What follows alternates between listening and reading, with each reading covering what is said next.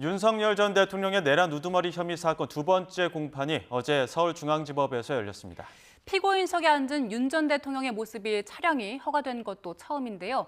관련해서 최재민 YTN 해설위원과 함께 어제 열린 윤 전 대통령 공판 소식 짚어보겠습니다. 어서 오세요. 네, 안녕하십니까. 자, 먼저 피고인석에 앉은 윤 전 대통령 모습 처음으로 공개된 거죠? 네, 그렇습니다. 지난 14일 1차 공판에서는 피고인석에 앉은 윤 전 대통령의 촬영이 허가되지 않았었죠. 예. 그래서 이런저런 얘기도 굉장히 많았는데 재판부가 취재진에게 촬영을 허가하면서 피고인석에 앉은 윤 전 대통령의 모습을 국민들이 확인할 수가 있었습니다. 네, 어제 재판이 오전 10시부터 시작됐는데 윤 전 대통령의 법정의 모습을 드러낸 게 언제쯤입니까? 어제 오전 9시 57분에 법정에 들어섰습니다.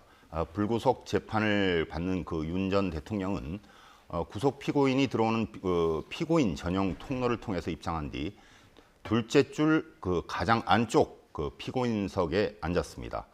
짙은 남색 정장에 빨간 넥타이를 맨 채 머리를 가지런히 빗어넘긴 모습이었고요. 취재진의 카메라가 촬영으로 곳곳에서 이제 프레시가 터졌지만은 윤 전 대통령은 카메라를 쳐다보지 않고 굳게 입을 다문 채 맞은편 검사석만 응시를 했습니다. 변호인과 잠시 조그마한 목소리로 대화를 나누는 모습도 포착이 되기도 했고요. 김홍일 전 방통위원장과 석동현 전 검사장 그리고 배보윤 변호사, 김계리 변호사 등이 변호인석에서 모습을 보였습니다. 재판 시작 전에 재판부가 촬영과 관련한 언급을 하기도 했는데 들어보시겠습니다. 재판부는 검찰과 피고인 의견을 묻는 등 필요한 절차를 밟은 후에 국민의 관심과 알 권리 등을 고려해서 이전 유사 사안 준비와 마찬가지로 공판 개시 전에 한해서 법정 촬영을 허가했음을 알려드립니다. 네, 재판부는 지난 첫 공판 때는 취재진의 신청이 너무 늦게 들어와서 피고인의 의견을 들을 수가 없었다는 이유로 촬영을 허가하지 않았었습니다. 예, 이렇게 모습을 보인 윤 전 대통령, 피고인 신분으로 서울중앙지법 417호 법정에선 5번째 전직 대통령이 된 거죠? 그렇습니다. 1996년에는 12.12 군사반란과 뇌물 등의 혐의로 전두환 노태우 전 대통령이 이 법정에 출석을 했고요. 2017년도에는 뇌물 등의 혐의로 박근혜 전 대통령이, 그리고 2018년도에는 뇌물과 횡령 등의 혐의로 이명박 전 대통령이 417호 법정에 섰습니다. 이렇게 전직 대통령 5명이 법정이 같은 거는 방청석이 150석 규모의 형사 대법정이기 때문입니다. 417호 법정은 보통 사건에 대한 관심도가 크거나 피고인 수가 많을 때 넓은 방청석이 필요한 사건에 주로 배정이 됩니다. 예. 어제 윤 전 대통령 측 증인으로 출석한 조성현 경비단장 상대로 반대 신문을 진행했는데 눈에 띄는 장면이 있었습니까? 네, 조성현 수방사 제1경비단장은 지난 14일 첫 공판의 검찰 주신문에서 계엄 당일 이진우 당시 수방사령관으로부터 국회에 진입을 해서 의원들을 끌어내라는 지시를 받았다고 증언한 인물입니다. 윤 전 대통령 측은 이런 지시, 그러니까 의원들을 끌어내라는 지시가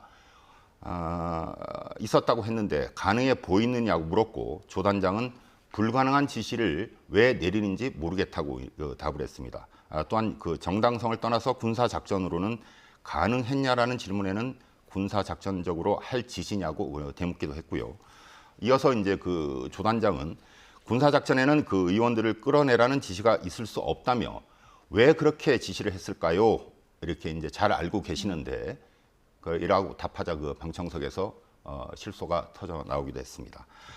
윤 전 대통령 측 논리는 이진우 수방사령관이 의원을 끌어내라고 한 적이 없는데 이 지시를 조 단장이 임의대로 해석을 해서 의원들을 끌어내라고 부하들에게 지시를 했다고 주장을 펼치고 있는 겁니다.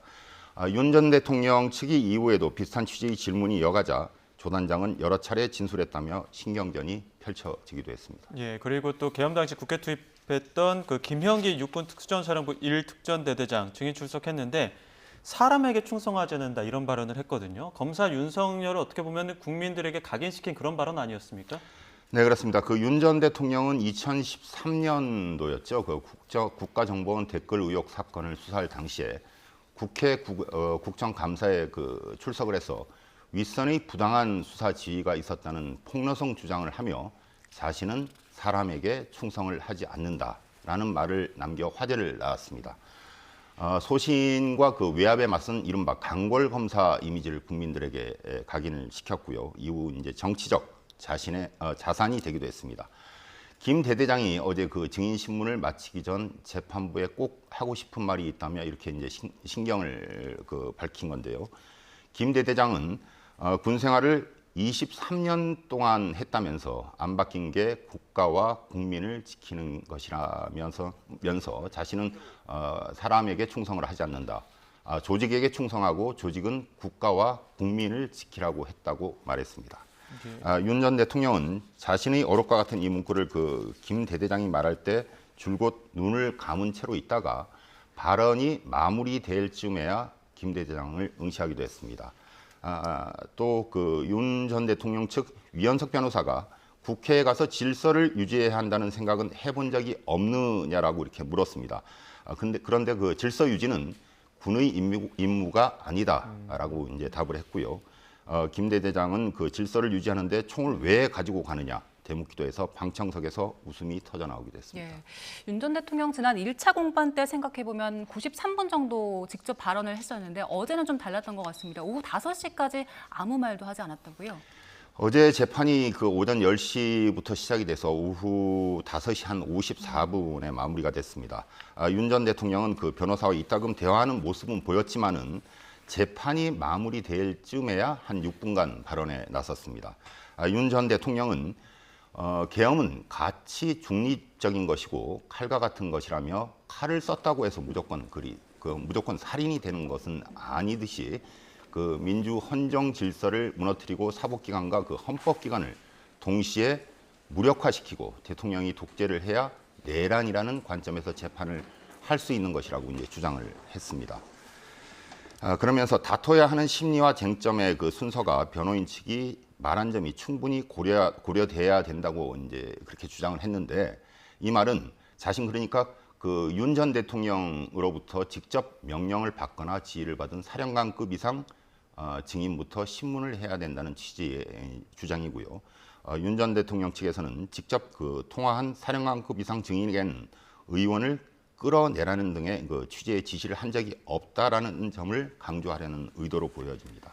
이제 2차 공판까지 진행이 된 건데 그 재판이 적어도 올해 연말까지는 진행될 예정이라고 하더라고요. 어제 그 재판부는 어제 그 두 번째 공판에서 한 달에 그 서너 차례꼴로 그 공판 날짜를 정했습니다. 재판 날짜가 확정된 건 총 28회 동안의 이제 기일인데요. 특이한 것은 올해 12월에도 세 차례, 그러니까 12월 4일, 15일, 22일 공판 기일을 잡았다는 점입니다. 재판부는 확정한 날짜 외에도 10일 기일 정도를 재판 일정에 추가하겠다고 밝히기도 했는데 주목할 점은 이렇게 그 재판 기일 연말까지 계획해 지정한 것은 그 지금의 지금 현재의 재판부가 이 사건을 끝까지 맡아서 처리하겠다라는 의지의 표현으로 받아들여지고 있습니다. 따라서 1심 선고는 일러야 내년 2월이나 3월쯤 이루어질 것으로 보입니다. 예, 그럼 다음 공판은 언제입니까? 다음 달 12일에 잡혀 있습니다. 그 다음 달 공판에는 박정환 그 특수전 사령부 참모장과 오상배 수도방위 사령관 그 부관에 대한 증인 신문이 이루어질 예정입니다. 예, 알겠습니다. 여기까지 듣도록 하겠습니다. 지금까지 MCL 최재민 해설위원과 함께했습니다. 고맙습니다. 고맙습니다.